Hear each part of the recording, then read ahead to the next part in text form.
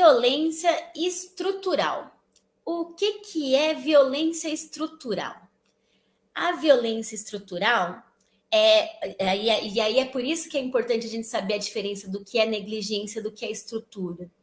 Daí que a gente precisa retomar lá na Constituição, retomar lá na LDB e retomar lá no que a gente viu hoje no ECA, de que a gente precisa dar condições de acesso, mas a gente precisa também das condições de permanência desses estudantes na escola. Porque violência estrutural é, às vezes, a gente falar assim, poxa, esse mando de adolescente está vindo aqui de chinelo e eu não posso deixar que faça prática esportiva. Isso está certo. Agora, a gente precisa pensar se tem um tênis.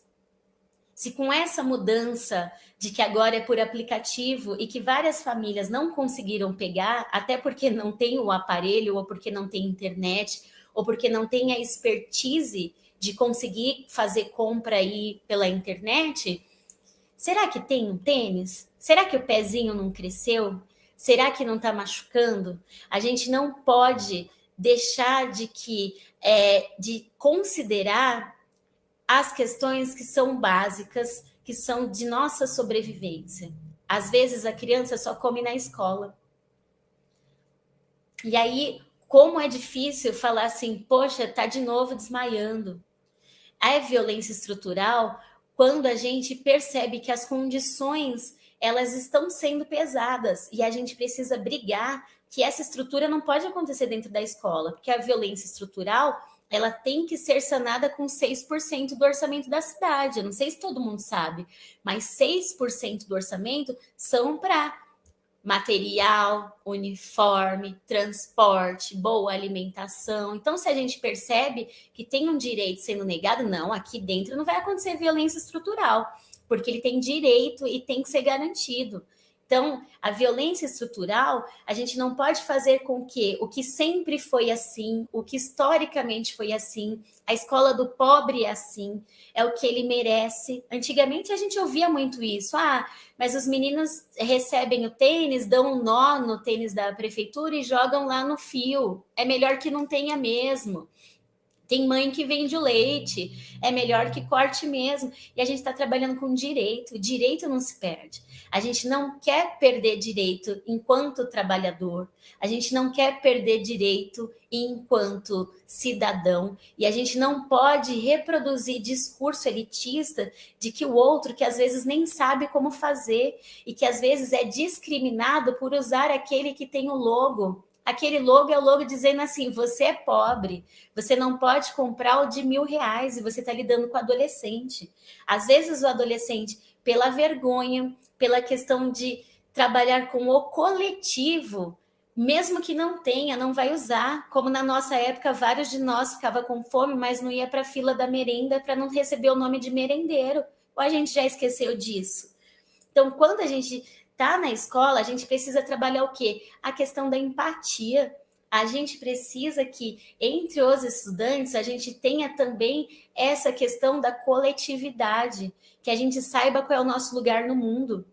Que não é porque o nosso filho estuda numa escola que eu pago R$ 100 por mês lá na matrícula, que eu passei a ser elite, que eu não pertenço à mesma classe social que o meu aluno. Porque muitas vezes a gente fala assim, não, porque a comunidade é difícil, a comunidade... Que comunidade?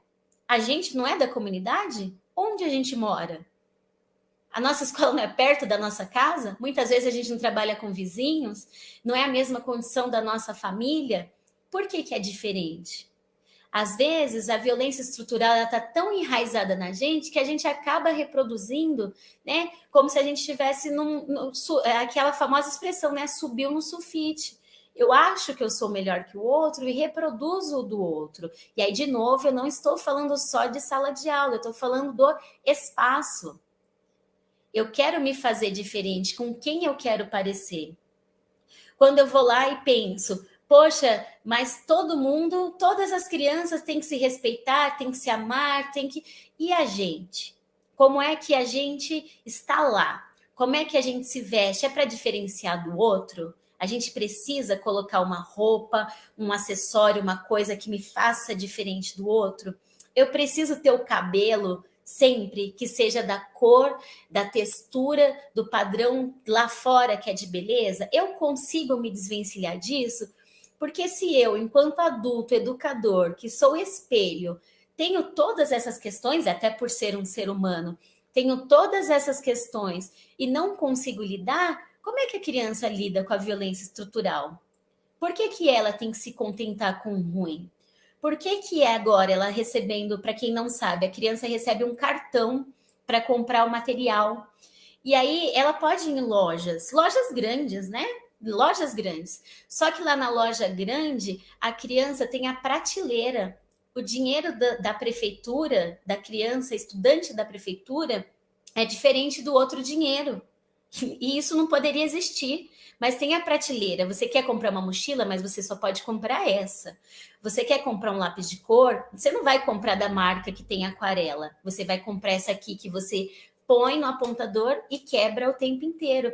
Porque é essa que a gente está oferecendo para você. E o governo, o dinheiro, está lá pago.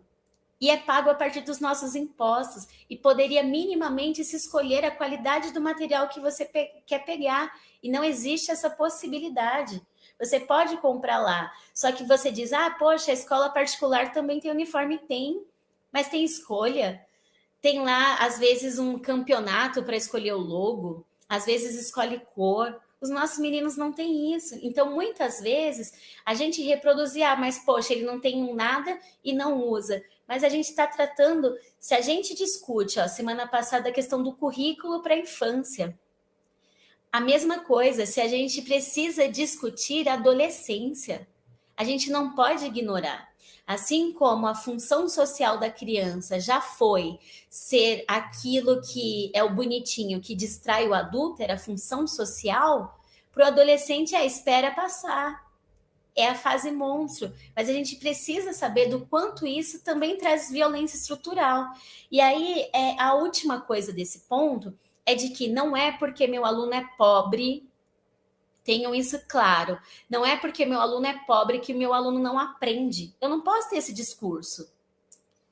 O aluno pobre aprende, o aluno rico aprende, o aluno com deficiência aprende, o menino que está na escola aprende. Eu preciso desse estudante dentro da escola, porque a escola vai ser esse espaço que vai ajudar a suprir, a trazer e repertoriar aquilo que não está dentro de casa. E aí eu venço aí.